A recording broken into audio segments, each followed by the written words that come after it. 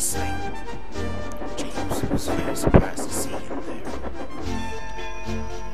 You're supposed to be at the station by now.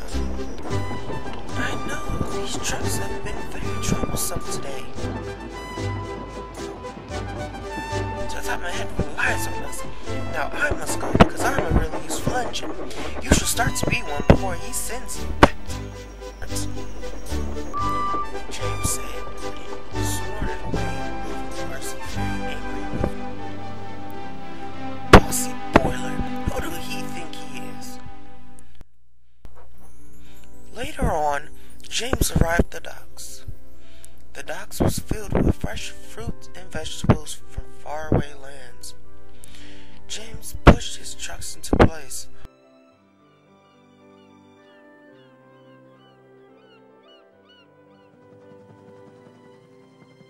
Finally, they were full, and James set off to deliver his load.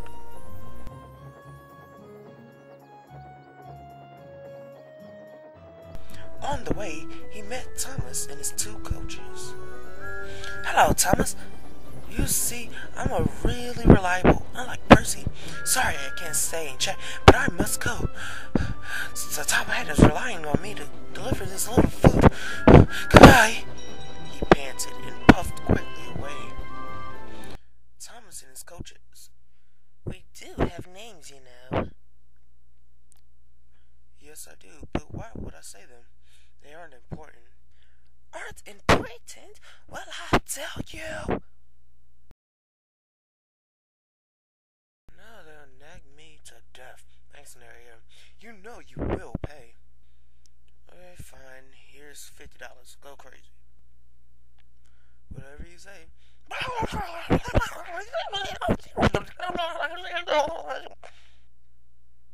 You will sell us for $50? We cost more than $50. Actually, you guys, you girls, costed $20 each. What? You know, we wasted too much time. Let's get back to the redub. Fine, but we're talking about this later. Good enough for me. Not for me. Too bad. Say your lines and be done with this thing. Fine. Any you start. Okay. Thomas, what was that all about? Trouble. Trouble for James. Just wait and see. Now, Thomas. Oh no. Help me! No, don't turn the club. No, no, no! Percy was shouting in the yards. He was making up for lost time. He had things in good order when the yard manager came over to talk to his crew. They chatted for a while, and finally the crew walked back to Percy.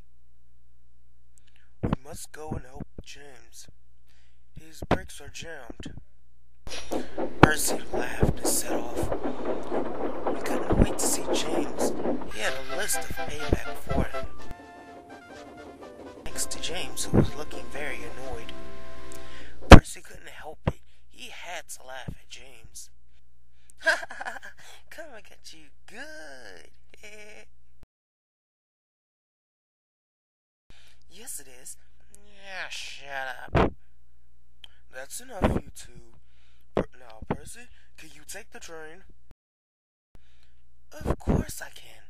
James has wasted enough time. James hissed steam angrily as Percy ran around to the back of the train. They switched the lines, and Percy set off.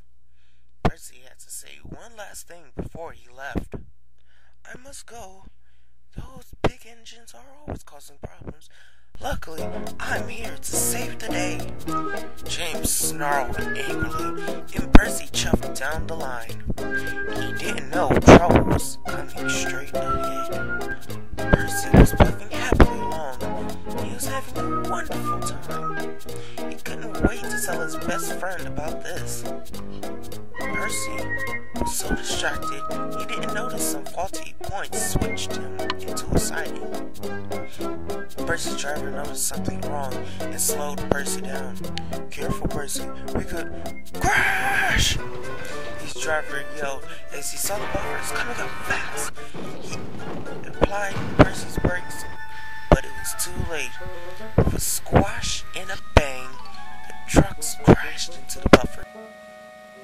Firemen jumped clear, but squash, fruit, and vegetables were everywhere. Some even squirted onto Percy. He felt very ridiculous. Yuck. Food tastes nasty. We can say the same thing about coal. How do you know what that tastes like? Never drink. It's not good for you. 1 minute you're at a bar, the next you're in the field with no clothes on, using a sheep as a pillow. Yeah, that image is quite disturbing. Well, you can call for help. Hey, do you return remember? I called last time. Are you sure? Positive. I'll check and see if Percy is hurt while you're gone. Okay. The fireman set off to call the rescue team. Why'd you lie to him again? 'Cause he's an idiot most of the time. When will he ever find out that you never called for help before? My money's on never. You're on. Soon help arrived and attacked the lawn. He was very mad at Percy. Percy, the faulty switch wasn't your fault, but that's no excuse for the accident. You should have been more careful and not so hung up on payback against James. How did you know that? Percy, I'm the controller of the railway.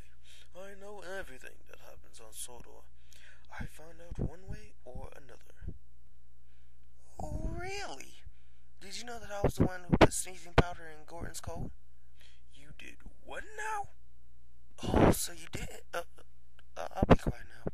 That's the best thing to do right now. As I was saying, I run a railway, not a jam factory. Yes, sir. No, sir. I'll be quiet again, sir. Now go away and get clean. Percy didn't hesitate. He puffed quickly away in disgrace.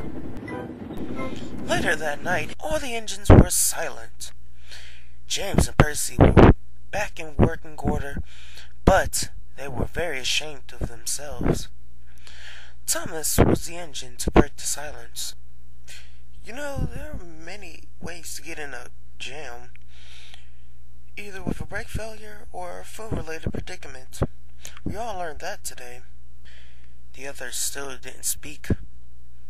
Thomas decided to continue.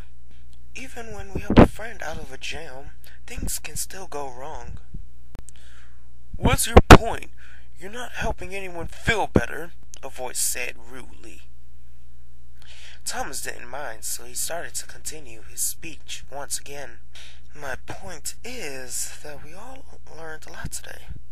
One of those things is that everyone makes mistakes. We are still Sir Man's famous engines. So that means... Suddenly, a chorus came of all voices in unison. We are really useful engines after all.